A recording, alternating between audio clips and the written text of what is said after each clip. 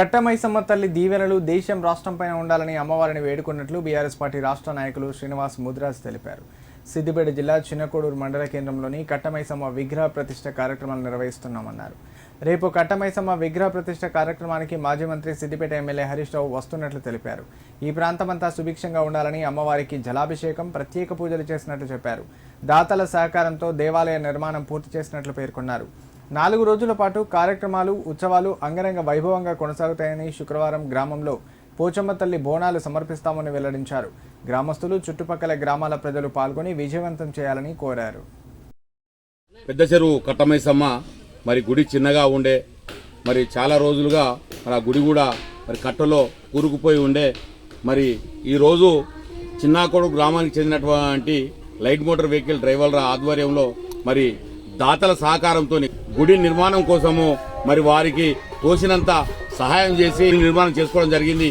అదేవిధంగా మరి అమ్మవారికి మరి ఇక్కడ ఒక గుడే కాకుండా అమ్మవారి యొక్క విగ్రహం కూడా ప్రతిష్ఠించాలనే ఉద్దేశంతో మరి నీటిలో మరి నీలమై ఉండేటువంటిది కట్టమైసమ్మ కాబట్టి మరి కట్టమైసమ్మ యొక్క విగ్రహాన్ని ప్రతిష్ఠన ఈ రోజు జరిగింది. మరి అందరూ కూడా సుభిక్షంగా ఉండాలనే ఉద్దేశంతో ఈ యొక్క విగ్రహాన్ని ఈ రోజు ప్రతిష్ఠించడం జరిగింది. మరి ఈ యొక్క అమ్మవారి ప్రతిష్టతోని మరి చిన్నకోడు గ్రామంతో పాటుగా మన మండలము, జిల్లా, రాష్ట్రము, దేశము సుభిక్షంగా ఉండాలి. మరి సమృద్ధిగా వర్షాలు కురవాలి, రైతులకు సమృద్ధిగా పంటలు రావాలి.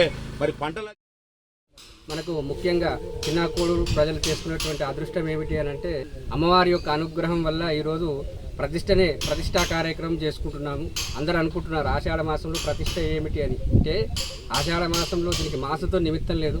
మన పూర్వీకులు పెద్దలు చెప్పినటువంటి ఆచార ప్రకారమే అమ్మవారిని ఆషాఢంలో కొలవాలి కాబట్టి అందులో దక్షిణాయనంలో ఇటువంటి ఉగ్రదేవతలను మనం కొలిస్తే మనకి, మన ఊరికి, మన ప్రాంతానికి, మన దేశానికి సస్యశ్యామలగా ఉంటుందని ప్రతీది కాబట్టి ఇందులో ఈరోజు ఆషాఢ మాసంలో వచ్చేటువంటి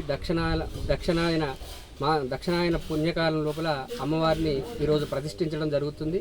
ఆ తర్వాత అమ్మవారి యొక్క అనుగ్రహం వల్ల వీరు తరంతల కార్యక్రమాల తర్వాత బోనాలు అవన్నీ కూడా చేసుకుంటారు. కాబట్టి అమ్మవారు అంతటా ఉంటుంది కాబట్టి యాదేవి సర్వభూతేషు అమ్మ ఆ యొక్క సంకల్పం ముఖ్యం కాబట్టి అమ్మవారిని తలుచుకొని మనం ప్రతి సంవత్సరం బోనాలు కనుక చేసినట్టయితే ఈ ఊరికి, ఈ ప్రాంతానికి సస్యశ్యామలమై మనకు ఊరుకు రక్ష కాబట్టి ఆ యొక్క రక్ష గురించే ఇటువంటి గ్రామ దేవతలను కొలుస్తారు.